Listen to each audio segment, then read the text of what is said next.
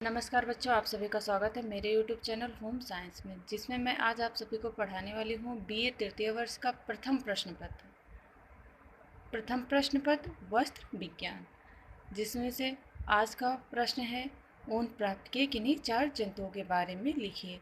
और प्यारे बच्चों, आप सब इससे पहले वाला वीडियो जाकर देख लें, जिससे आप सबको इसके बारे में समझ में आए, क्योंकि उसमें मैंने रासायनिक विशेषताएं और भौतिक विशेषताएं उनके बारे में समझाया था। सो बच्चों, देखते हैं प्रश्न।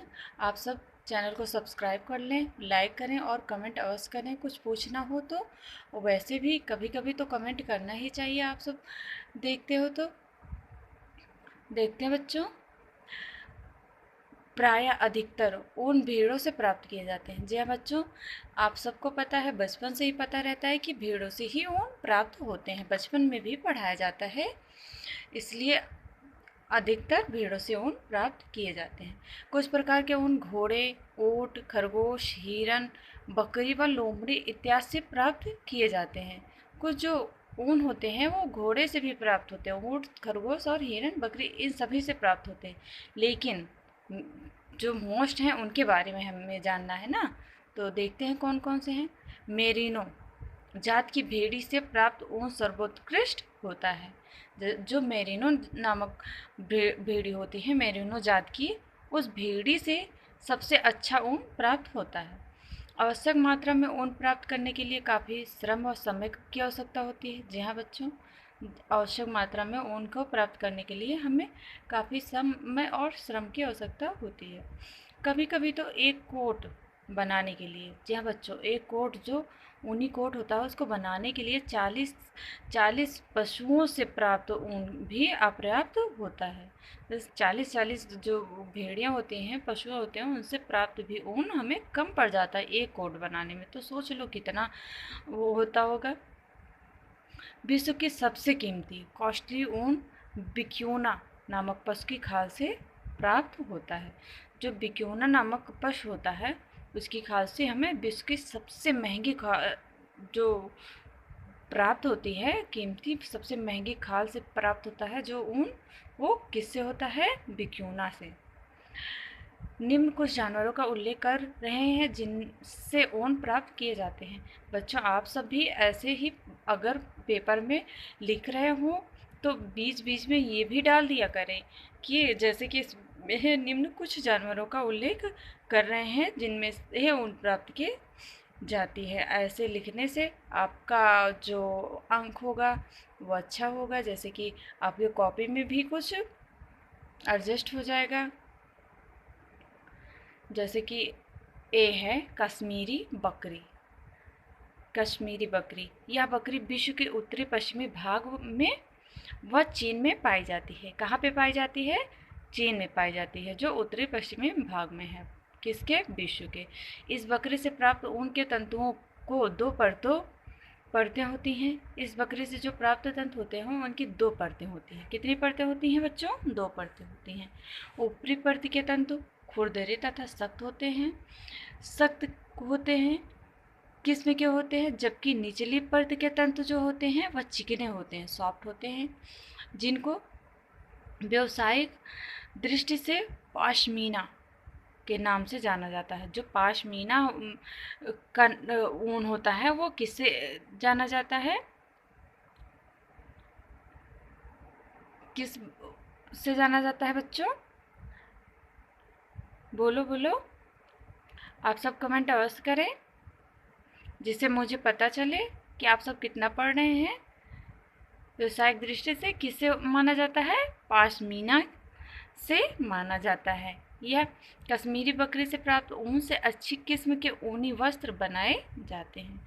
आगे देखते हैं बी बच्चों, अंगोरा बकरी, टर्की में इस प्रकार की बकरी से कई शताब्दियों पूर्व ऊन प्राप्त किया जाता था। जो अंगोरा बकरी है बच्चों, ये बकरी टर्की में होती थी और वहाँ पर ही इससे ऊन कई शताब्दियों पूर्व इससे ऊन प्राप्त किया जाता था। अब संयुक्त राज्य अमेरिका व अफ्रीका में भी इस किस्म का ऊन प्राप्त किया जाता है। पहले तो सिर्फ टर्की में था, अंगोरा बकरी का ऊन। लेकिन अब संयुक्त राज्य अमेरिका में भी है, अफ्रीका में भी इससे प्राप्त होते हैं। इससे प्राप्त तंतु ऊनी वस्त्रों की अपेक्षा अधिक उत्तम किस्म के होते हैं। इससे जो प्राप्त तंतु होते हैं हम ऊनी वस्त्रों की अपेक्षा अधिक अच्छे किस्म के होते हैं। आप सब स्क्रीन पर देख पा रहे हैं बच्चों, कश्मीरी बकरी दिख रही है। ये कलर में नहीं है, बुक में है, ऐसे बुक में बना है, देख सकते हैं। और अंगोरा बकरी को भी देख सकते हैं, इसके बाल कितने बड़े बड़े हैं अंगोरा बकरी के, और कश्मीरी बकरी के भी। आगे अंगोरा खरगोश के बारे में जानते हैं। अंगोरा खरगोश। अंगोरा खरगोश से प्राप्त तंतु कोमल तथा रेशम की भांति चमकदार होते हैं। ये जो खरगोश होते हैं इनसे प्राप्त जो तंतु होते हैं वो बहुत चमकीले होते हैं और सॉफ्ट भी होते हैं। यह ऊन शुद्ध उज्ज्वल होता है। इससे तैयार किए गए ऊन से स्वेटर व बच्चों के वस्त्र बनाए जाते हैं। अधिकतर जो बच्चों के वस्त्र बनाए जाते हैं वे अंगोरा खरगोश के ऊन से ही बनाए जाते हैं, तंतुओं से बनाए जाते हैं। देख ले बच्चे, ये अंगोरा खरगोश है और ये क्या है, लामा है। आगे पढ़ते बच्चों, अल्पका। अल्पंका यह छोटे कद का जानवर है। क्या है बच्चों, छोटे कद का जानवर है। इसे प्राप्त तंतु 12 मीटर लंबे होते हैं। 12 मीटर लंबे होते हैं। इसका प्रयोग पायल बुनाई से निर्मित वस्त्रों में किया जाता है। किसमें किया जाता है, पायल बुनाई से निर्मित वस्त्रों में किया जाता है। आगे देखते हैं बच्चों, ऊंट है। ये आप सब अल्पंका को देख पा रहे हैं, जी हाँ।